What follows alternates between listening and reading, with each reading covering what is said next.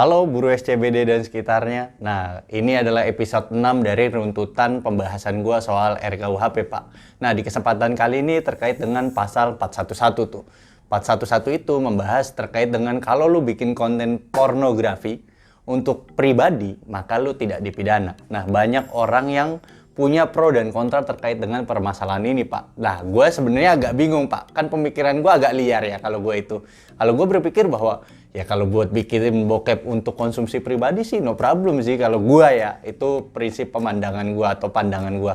Nah, tapi banyak orang yang mempermasalahkan soal hal tersebut. Nah, di kesempatan kali ini gue bakal menjabarkan, Pak, satu persatu kenapa pada akhirnya konten pornografi untuk konsumsi pribadi, kita garis bawahi, untuk konsumsi pribadi itu tidak dipidana. Nah, pembahasan yang pertama, RKUHP sekarang itu menjunjung tinggi adanya dua konsep, Pak. Pertama, konsep ruang privat dan ruang publik. Nah, kalau lu misalkan melakukan sesuatu nih kayak ini nih, bikin bokep untuk pribadi, itu masuknya ruang privat, Pak. Ya untuk dinikmati sendiri kan. Nah, lu bikin bokep dinikmati sendiri, maka itu tidak dipidana karena tidak merugikan orang lain. Itu konsep satu. Konsep kedua, ini ketika terjadi di ruang publik, Pak. Nah, kalau lu terjadi di ruang publik, misalkan lu bikin bokep, Pak, terus lu sebar ke ruang publik, maka itu melanggar, Pak, baru disebut.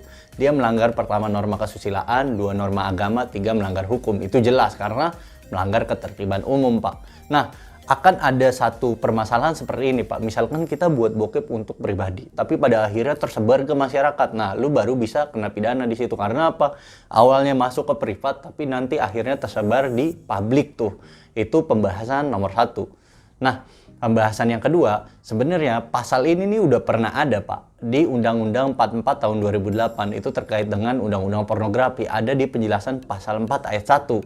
Yang bilang juga sama tuh, dia bilangnya bahwa kalau lu bikin konten pornografi untuk konsumsi pribadi, maka tidak dipidana. Nah, sebenarnya ke situ pembahasan terkait dengan konten pornografi yang untuk konsumsi pribadi sehingga tidak dipidana. Dia tuh penjelasannya ke arah situ.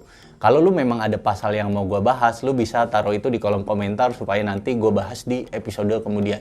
Sekian aja yang bisa gue sampaikan. Kurang lebihnya mohon maaf. Sampai jumpa di konten-konten selanjutnya. Dadah.